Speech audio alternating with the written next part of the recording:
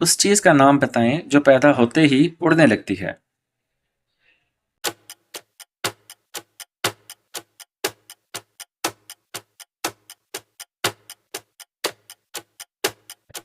दुरुस्त जवाब है धुआं। ऐसा कौन सा फल है जिसमें ना कोई बीज होता है ना छिलका?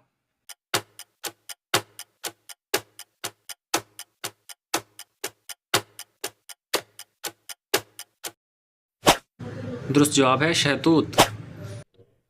कौन सी चीज है जो एक ही वक्त में घर के अंदर भी होती है और बाहर भी?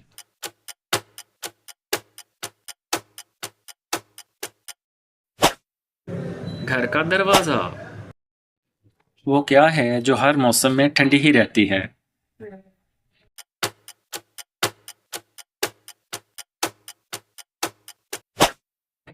दुरुस्त जवाब है बर्फ।